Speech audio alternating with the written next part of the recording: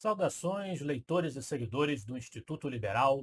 Eu sou o Lucas Berlanza e este é mais um IL Flash, aquele momento da semana em que a gente elenca os 7 artigos que mais impactaram, que mais fizeram sucesso no nosso site oficial e nas nossas redes sociais.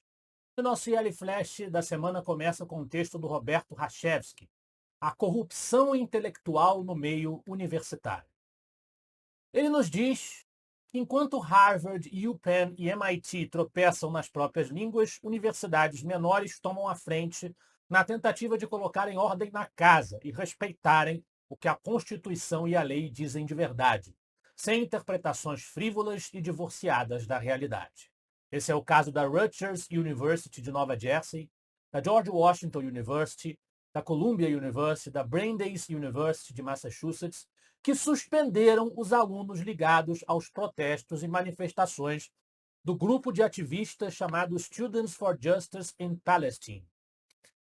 Grupo esse que estava promovendo ações nas universidades em solidariedade, na verdade, em tese, à Palestina, mas sabemos muito bem, aos terroristas do Hamas e contra Israel e o seu próprio direito de existência e de se defender da agressão que sofreu.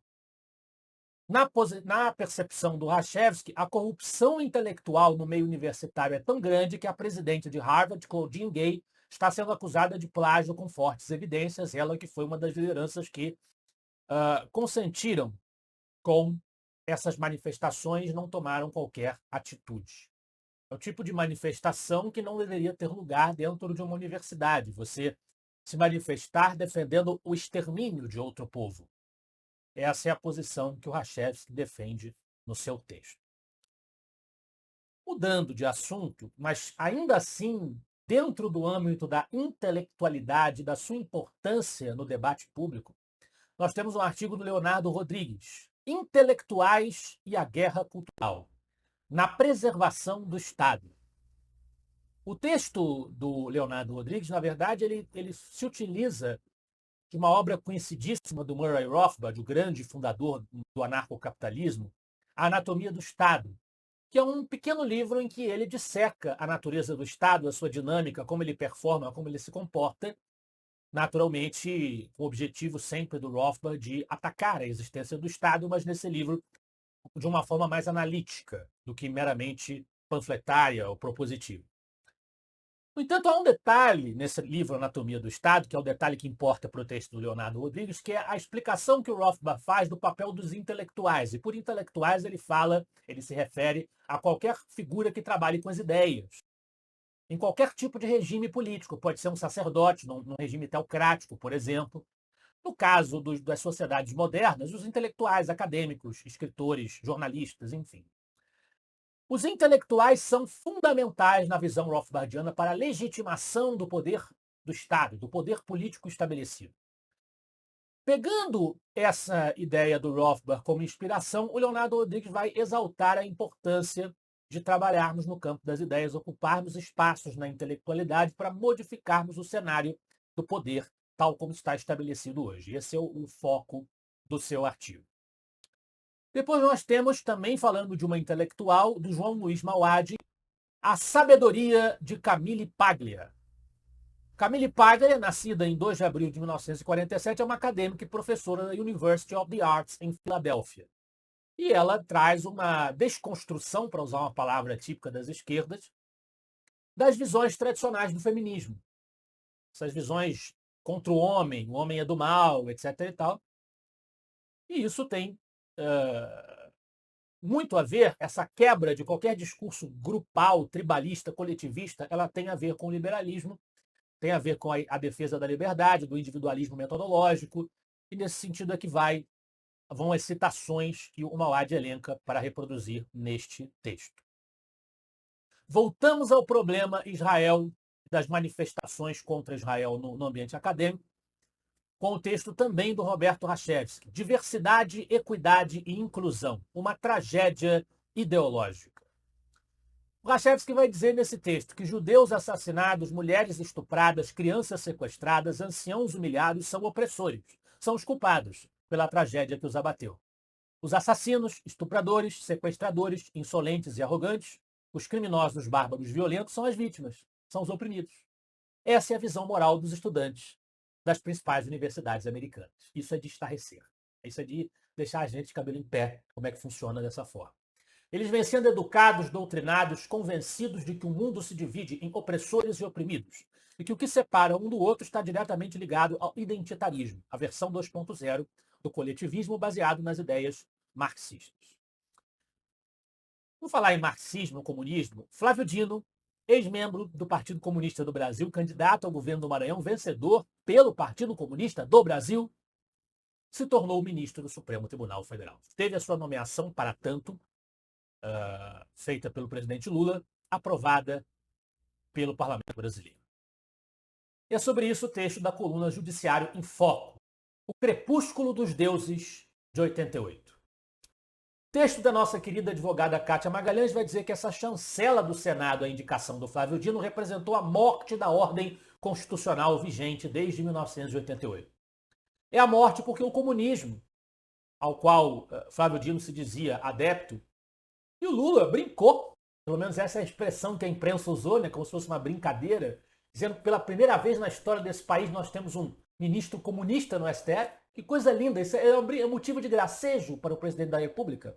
O comunismo é incontestavelmente o regime, a ideologia responsável pela aniquilação do maior número de vidas em toda a história humana e construído sobre os pilares da supressão das liberdades individuais e da propriedade privada, além do funcionamento de um partido único. Totalmente contrário, portanto, às premissas da Constituição Federal. Como alguém que defende o comunismo pode representar uma instituição que deve zelar pelo respeito à dignidade da pessoa humana, à livre iniciativa e ao pluralismo político? Essa é a pergunta que a Kátia se faz, eu também me faço e qualquer cidadão desse país deveria estar fazendo. Depois, ainda nesse mesmo assunto, um texto de minha autoria sobre a aprovação de Flávio Dino para o STF. No meu texto, eu comento que a primeira vez que eu escrevi sobre Flávio Dino no Instituto Liberal foi ainda em 2014, meu primeiro ano escrevendo para o Instituto, muito antes de sequer sonhar em ser o presidente da instituição, no artigo Entendendo o Ininteligível, em que eu pontuei que o Flávio Dino mesmo respondeu, perguntado pelos jornalistas se ele iria impor o comunismo no Maranhão, ele respondeu que ele respeitaria as leis, a Constituição e a democracia. Ou seja, o comunismo do partido que ele defendia, ao qual ele pertencia, é contra a Constituição, as leis e a democracia. Ele foi eleito pelo Partido Comunista, mas não iria aplicar o comunismo no seu governo. Essa é a argumentação do Flávio Dino. É uma coisa, realmente uma contradição ambulante e gritante. Não tem como a gente passar pano por uma coisa dessa. Mas eu aproveito o texto para fazer uma crítica à sabatina do Flávio Dino, à pseudo-sabatina do Flávio Dino, principalmente à oposição. Nós tivemos um senador da oposição, Flávio Bolsonaro, dizendo que o pai, quando era presidente da República, convidou o próprio Flávio para ser ministro do STF. Pareceu para ele que era uma boa ideia falar isso durante a sabatina, sei lá por quê. Dizer que o pai, que já tinha cogitado colocar o Eduardo Bolsonaro como embaixador nos Estados Unidos, queria fazer uma verdadeira dinastia, uma festa de indicações familiares sem cabimento, ao mesmo tempo que o outro, o Sérgio Moro, lamentavelmente, ficou trocando afagos com Flávio Dino, risinhos, piadinhas, um ambiente de seriedade em que nós estamos ali, todo o clamor da população brasileira, reivindicando o respeito ao mínimo de normalidade, um mínimo de integridade que as nossas instituições já abandonaram há muito tempo. Ele fica lá de afaguinho e de sorrisinho. Isso não é civilidade, isso é burrice. Isso é desrespeito ao povo que faz oposição a este estado de coisas que nós estamos vivendo. Então, indignar-se, se sentir injustiçado pelas reclamações dos internautas, para mim é uma fraqueza indesculpável de Sérgio Moro, indesculpável politicamente. Na liderança do Yellow Flash de hoje, agora sobre alguém que se destaca do ponto de vista da defesa de ideias de liberdade, no exterior, infelizmente, na história dos Estados Unidos, o Leonard Batista nos traz o artigo Os Princípios Liberais e a Advertência de Reagan. Ele vai nos dizer que a visão do ex-presidente dos Estados Unidos, Ronald Reagan, sobre o socialismo como sendo um sistema que só funciona no céu e no inferno, ressoa profundamente com os princípios liberais que fundamentam a sociedade democrática e a economia de mercado. ele vai mostrar que a declaração do Reagan sobre o socialismo tem um forte respaldo na literatura liberal, na tradição liberal e particularmente na economia austríaca, da escola austríaca. A liberdade individual, o Estado de Direito, a propriedade privada e a economia de mercado, diz-nos ele, são valores fundamentais que, quando comprometidos pelo socialismo, podem levar a resultados indesejados. O equilíbrio entre esses valores é essencial para uma sociedade próspera e livre, onde os indivíduos tenham a oportunidade de buscar seu potencial máximo e contribuir para o bem-estar geral. Portanto, como Reagan indicou, é crucial que os indivíduos estejam atentos aos perigos do socialismo e protejam os princípios liberais que a sustentam.